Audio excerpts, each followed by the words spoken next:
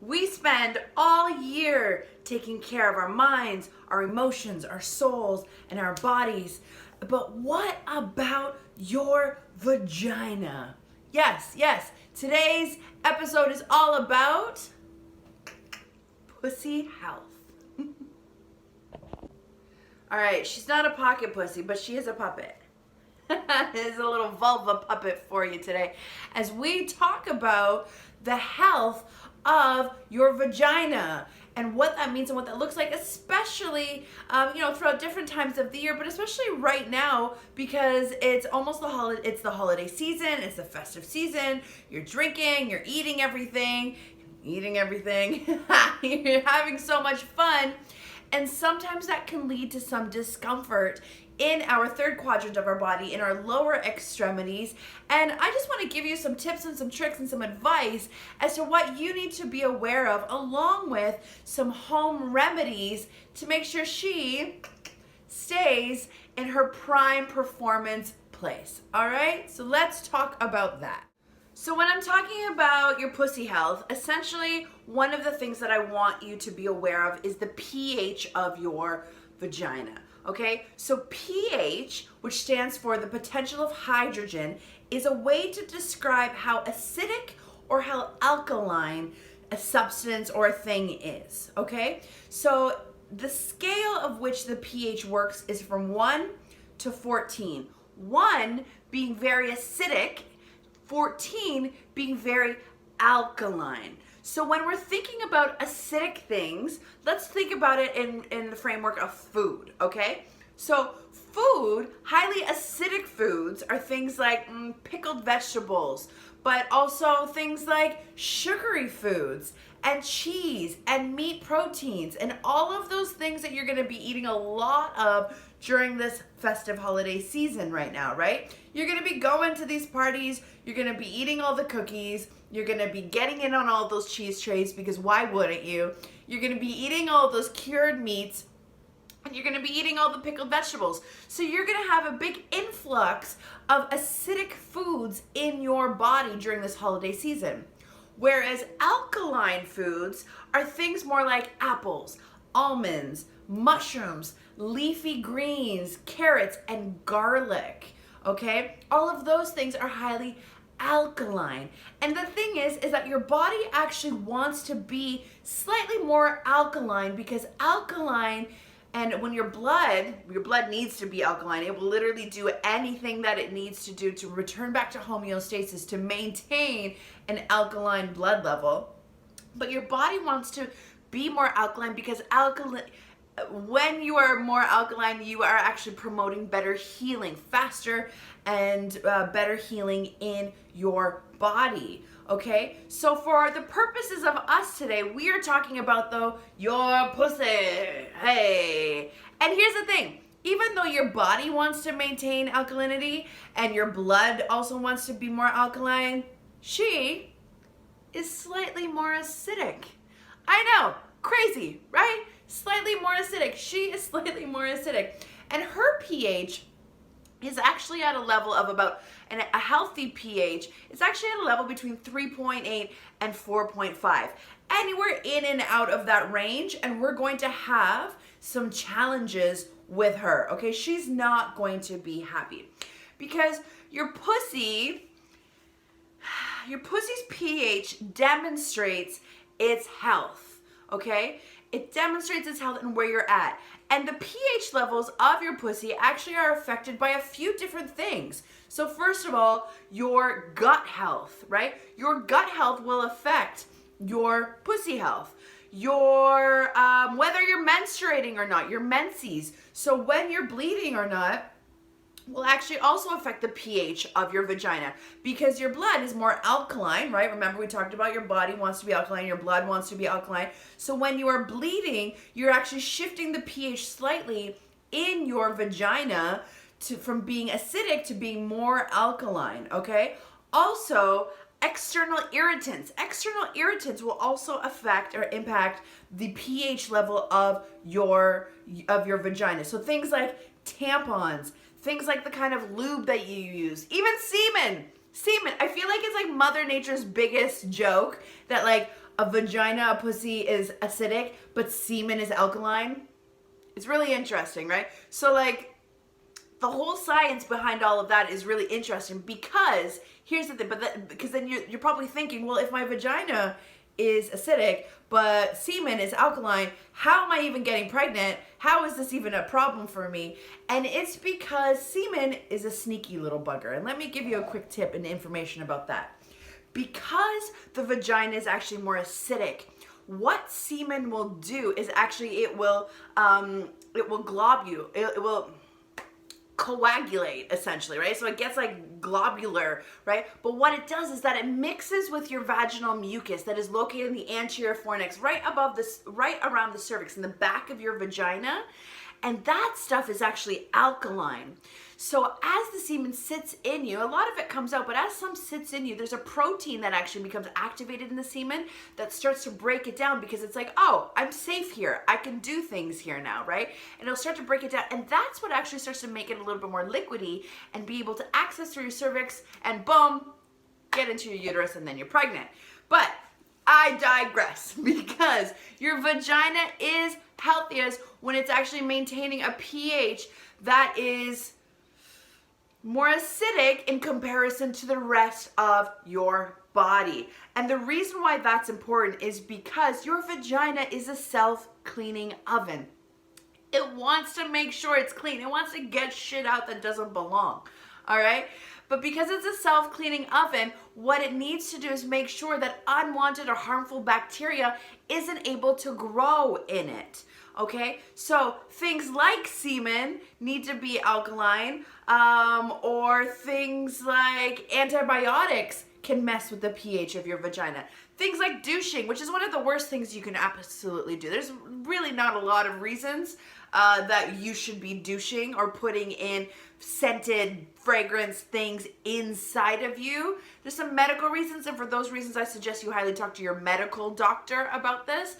However, just going out because you think you smell funny or because you don't like the scent of your vagina, call me. Let's talk about how you can own your pussy a little better, okay? But like things that change the pH of your vagina are semen, your menses when you menstruate, antibiotics, right? Which is why it's really important to take pro or prebiotics while you're on antibiotics, as well as douching, but also things like your diet, like sugar or gluten, can actually impact the pH of your vagina. So here's the thing.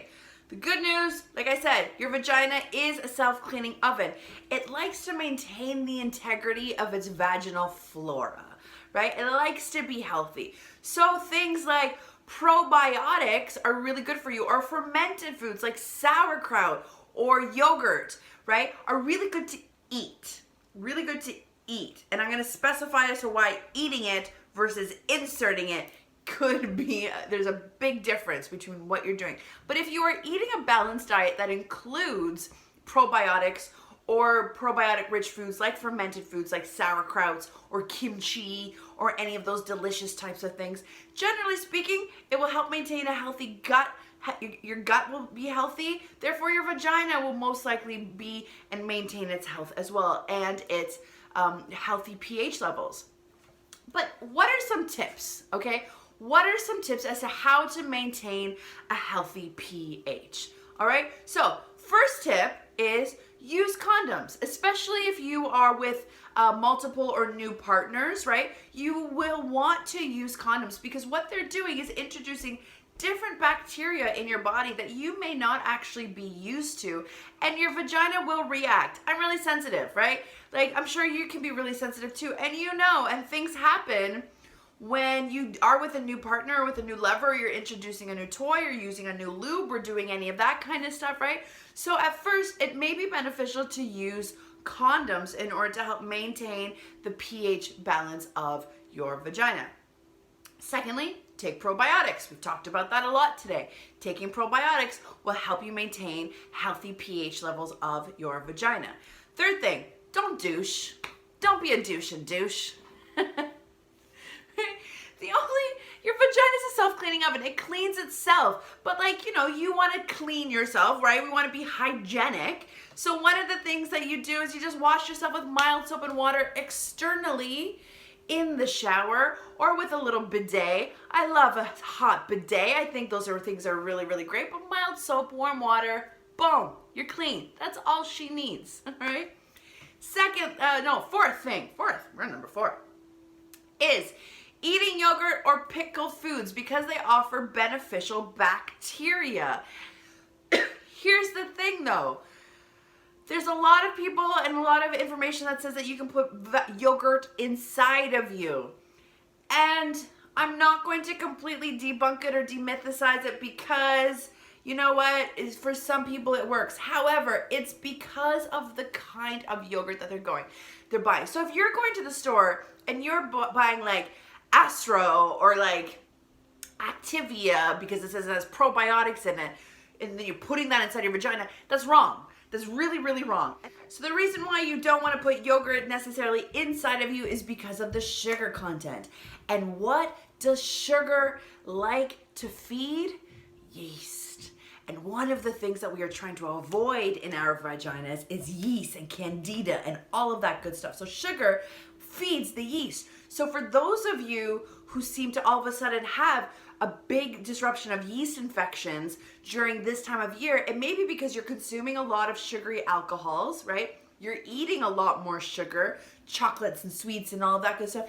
And all of that is okay. Like, goddess, eat it up. Like, get it in you. However, what you put into your body, you need to balance in your body. So if you're going to be consuming and partying it up and living your best life this holiday season, then you're also going to want to make sure that you are taking a probiotic or also eating some fermented and pickled foods in order to kind of help flush your system of some of that excess sugar or gluten that is not necessarily going to be very happy for the pH of your vagina so that you can continue to have crazy Santa sex all season long.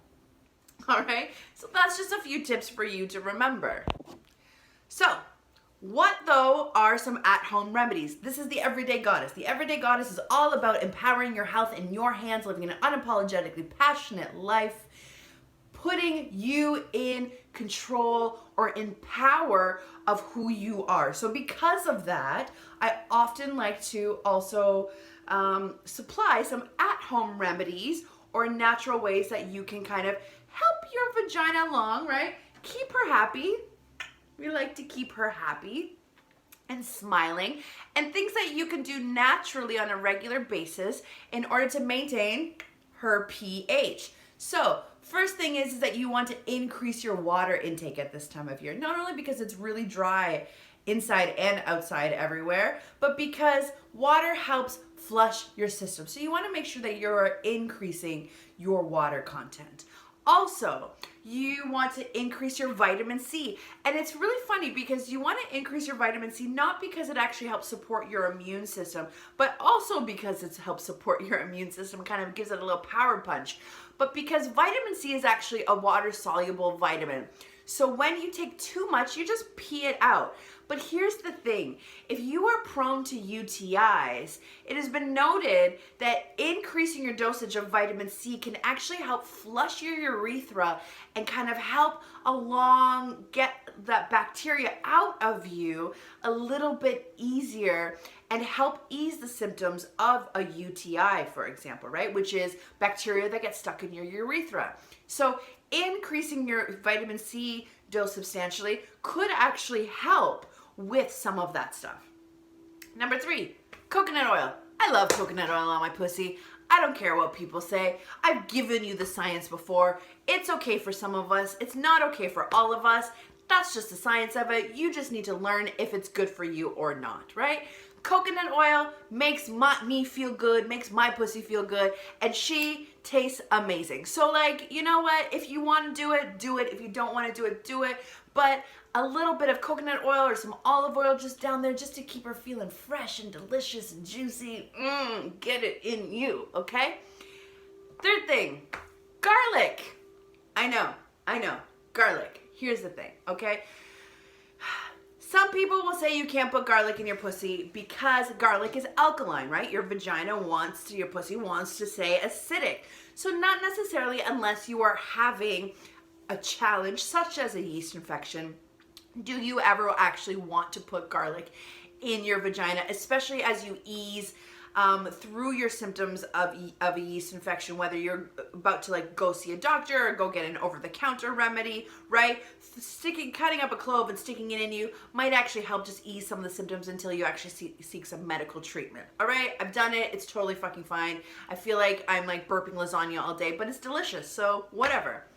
However, because garlic is a natural antifungal and as a topical can actually kill yeast, all right, so if you're getting a garlic oil and mixing that with some coconut oil and using that as a topical on your vagina, especially if you're prone to yeast infections, right, that could be a really cool at-home remedy for you to use, all right? Just a side note then of that. But another thing that you hear a lot about is apple cider vinegar. Apple cider vinegar is so good for your gut health, right? Brings a little acidity, cleans you out. Never put apple cider vinegar inside of your pussy. Don't do it.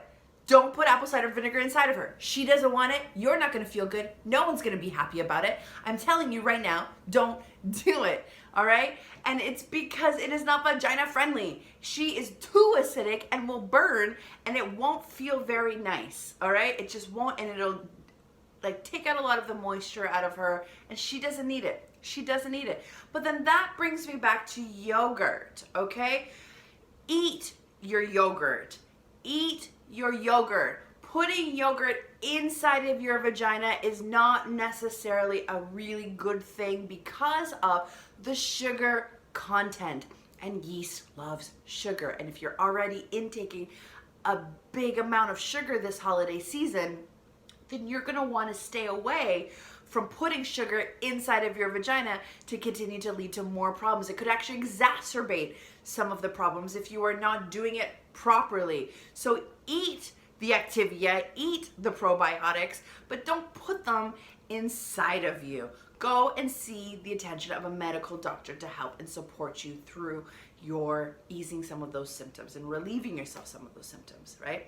Because a yeast infection and bacterial vaginosis are actually the result of alkalinity, of having your vagina being too alkaline. So that's why that kind of stuff happens. All right? So my friends, it's all about that pussy power this holiday season.